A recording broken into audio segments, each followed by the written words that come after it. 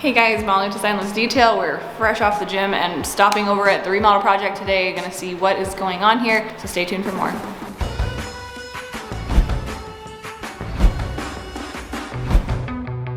Be sure to subscribe and hit the bell to be notified when our next video is live. We've got so much stuff going on here, and we also have previous tours if you want to see kind of how this looked in the very beginning. Now we're at an exciting phase, which is so much has been ripped out, and it was just fun to come here and see all that has been done. It feels like a completely different space. Like, look how open that is.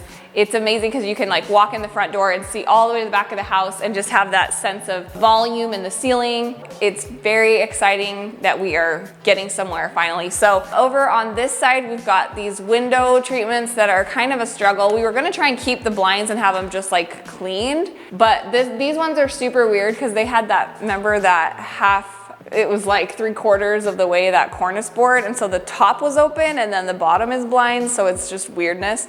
Maybe we'll just take those off. I know I'm gonna do some tall curtains in here, so maybe we just roll with that and not worry about the blinds for that. I don't wanna have to buy new blinds, but maybe we're gonna have to. These ones are probably fine because they don't have the upper window all strange. I've been working on furniture layouts, which is super exciting. I'm thinking of doing like 2 sofas facing each other.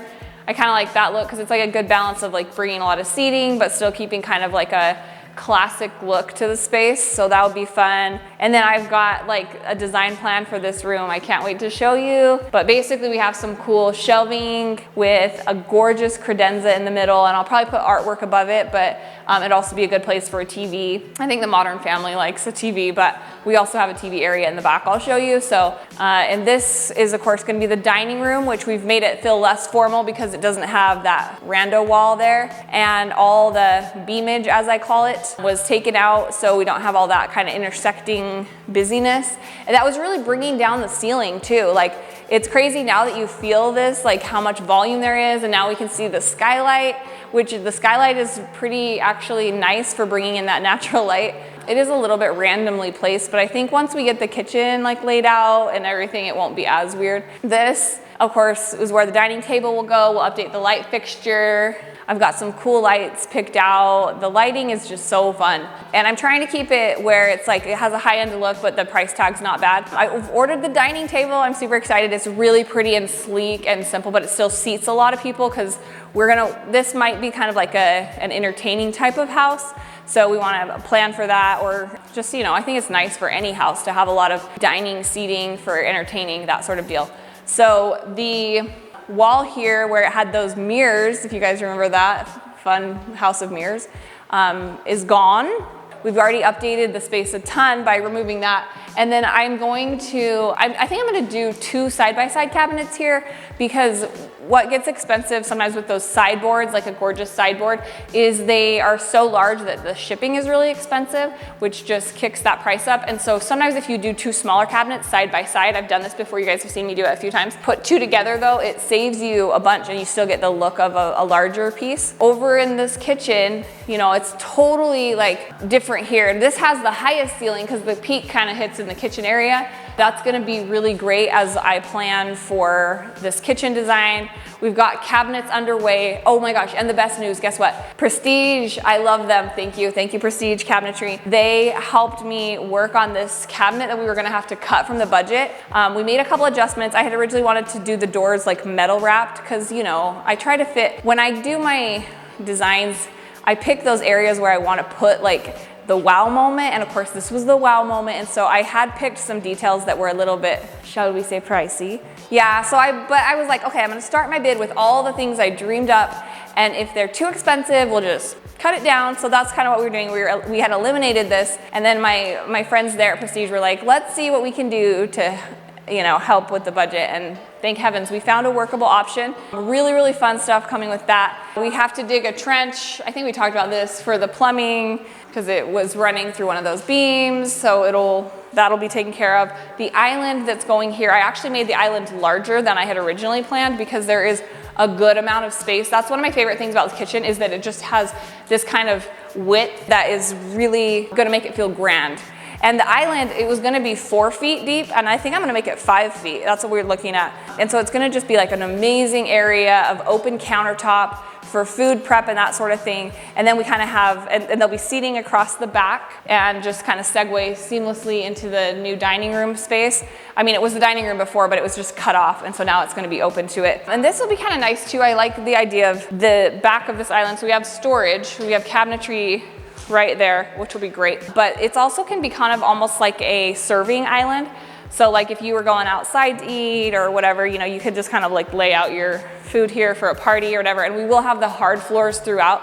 So there's not gonna be like carpet to be like worried about. This part, I feel like this made a big difference. Remember this little wall here? It was just kind of like a wall that kicked out. You can see on the floor how that outline went. And I think just taking that out brings a greater sense of space through the kitchen into this room. Like, it's weird how something so small as like a 2-foot wall can totally make things feel more open. And of course, we'll have the cabinets run to basically the end there so that this whole thing maximizes our kitchen area. We'll have a bank of drawers, the range, a bank of drawers, and then the fridge.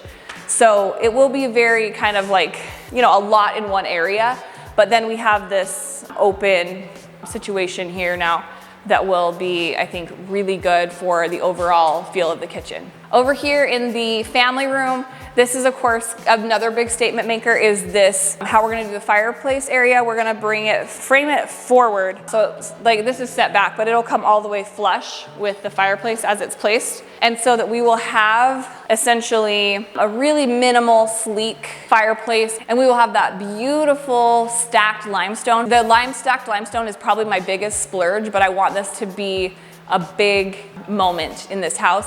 And then we did really affordable for we'll talk soon about the primary suite. The tile in there I did more affordable kind of to counteract that I am going big here. So I think that's an important thing to remember with budgets is like, you don't necessarily have to just go cheap all across the board. If you just set your budget and then know that if you save in some areas, you can go a little bit more in others, because you still want to bring in those custom details that make a house wow, you know, because that sellable factor is why you can get top dollar. The shelves on either side, save on cost for this space. I'm going to do some existing shelves that are really similar to the floating shelves I did in our house. I found these on Pottery Barn. They're not super inexpensive, but they're not bad. They're way less than the custom ones.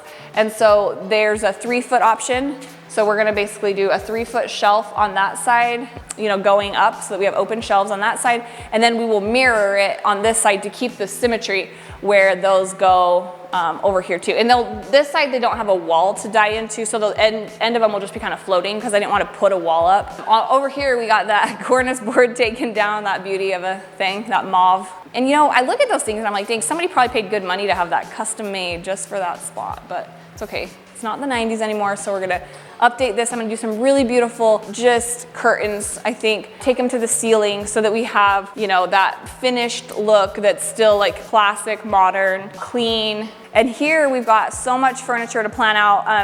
I basically think it's never too early to start planning your furniture for a space once you know the dimensions, because having kind of in your mind the overall feel and how that furniture interacts with everything is just so important. For instance, like we have this island going in, we have the island marked on the floor so that we can see how the furniture, you know, comes in relation to that, because I have to keep a walkway. You usually want at least 3 feet for a walkway, 4 is better. So I'm kind of running into a little bit of a challenge trying to find like the perfect size of sectional for here, because I kind of want to do an L shape so that we have seating along this wall and here, because this is the room that I want to feel really loungy, like come hang out, watch TV, because it's right off the kitchen, so people end up here a lot just with it being right next to the kitchen. And I shared in a recent video what I'm doing with this space, which is just off that back patio. I wanted to kind of almost create a new space because this room is a little bit long and I wanted to square it up so that corner sectional kind of gives us a divider to create this space, which will be more of like a mudroom feel off that back door with some storage. And then with the mudroom coming in there, I think this will be kind of an area where you can kind of put your stuff with these lockers and then that cute bench in the middle. It's so fun. I'm thinking, because we have these 2 light fixtures, one's like this random pendant and then this fan, ceiling fan. I'm thinking if I do 2 of the same fixture and kind of shift them so that they're like almost more like centered in this space, it'll give this a way better look. Yeah, those are the current plans, and I'm excited. Oh, the fridge got cleaned out. Somebody cleaned out the fridge, so That's good. Thank you to whoever did that. Be sure to subscribe and hit that bell to be notified when our next video is live. And also, if you guys have comments or questions on the flip house, be sure to leave them in the comment section. We'll try and answer those in upcoming videos. If you're wondering about certain things or what we're doing, we are happy to share. See you next time.